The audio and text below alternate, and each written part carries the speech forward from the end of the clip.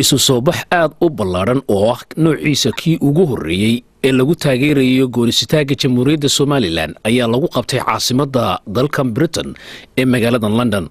isu soo baxaasi oo ay qabanqaabiyeen jaaliyadda Somaliland ee ku dhaqan dalka Britain ayaa waxaa la sheegay inay isugu soo baxeen kumanaan ka kala yimid guud ahaanba dalka Britain sida magaalooyinka London, Bristol, Manchester, Liverpool iyo Birmingham.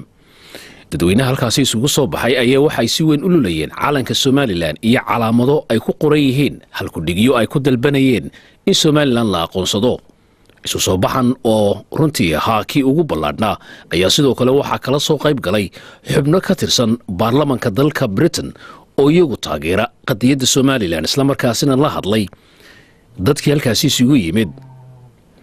dadkan oo ka kala yimid meelo kala duwan oo dalkan Britain ayaa sidoo kale waxaa goobtaasi ugu yimid wafdi xubno ka tirsan wafdiga uu hogaaminayo madaxweynuhu kaasi oo ka mid yahay wasiirka warfaafinta Axmed Cabdi Xaabsade iyo xubno ka tirsan xusbiyada sida xusbiga UCID Faysal Cali Waraabe. aad baan u hambalyeynaa telefishinka Somaliland ee maanta halka jooga wasaanu ku talagalay inaan maanta midhiisa aragno. waa wax la yaab leh aad ayaan u hambalyeynayaa ummadda reer Somaliland ee halka isugu soo ababaxay. tirada in leeginay joogto ma aanan moodayn, laakiin maanta waanu aragnaa xooggiina iyo farihiina. haddaad saa u shaqaysaan wax walba waa gaadhaysaa, guntiinaad gaadhaysaan, wanaaggiinaad gaadhaysaan. urur la yidhaaho Somaliland Development Cooperation oo ah dad jecelaya Somaliland wax gashadaan. waxaana Britain waxa dhacaya shirki weynaa baa dhacaya. isla maantana warqad baa loo geeyay ra'iisul wasaaraha ka hadlaysa qadiyada Somaliland. magaa saddex arrimood waaweyn baa dhacay. ilaahay waxaan ka baryay subxaanahu wa ta'aala ilaahay saddex khayr qabayna weeyaan. laakiin waxa ogaataan inay dadkeen dibadda jooga aydan hadda saa u shaqaynaysan maanta u shaqaysaan in wax weyn ay ka tar lahayd magaalada ixtiraafka Somaliland.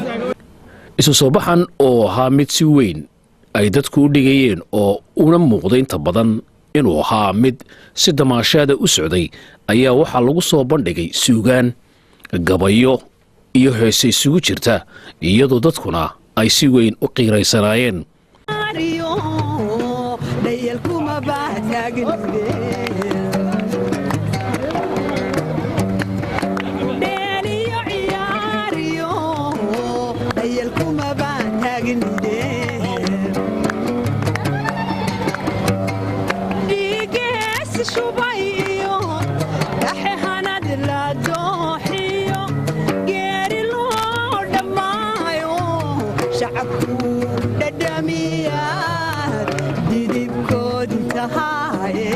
waxaa sidoo kale dadkan iskugu soo baxay ka soo horjeedka xafiiska ra'iisul wasaaraha dalkan Britain ee Downing Street ugu yimid madaxweynaha Somaliland oo halkaasi ku salaamay dadkii isugu soo baxay.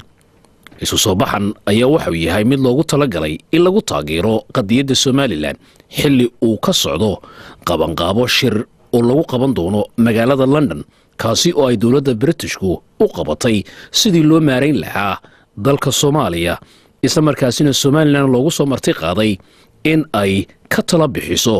waxaana la filayaa maalinta berriya oo shirku dhacayo in madaxweynaha Somaliland uu ka jeediyo khudbad taasi oo uu kaga hadli doono Somaliland iyo waxyaabihii uu qabsoomay isla markaasina ay ku gudbiyaan qoraallo qeexaya Somaliland.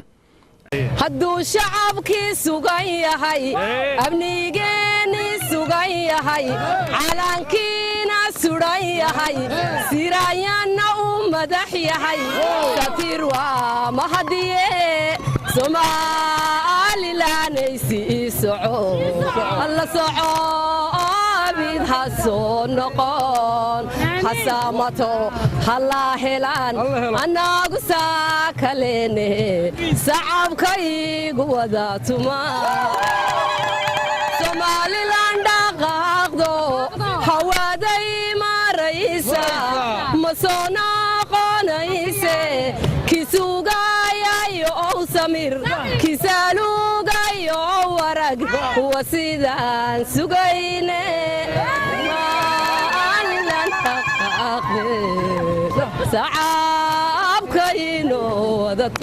عبد الله محمد علي تلفزيون قارنكا london.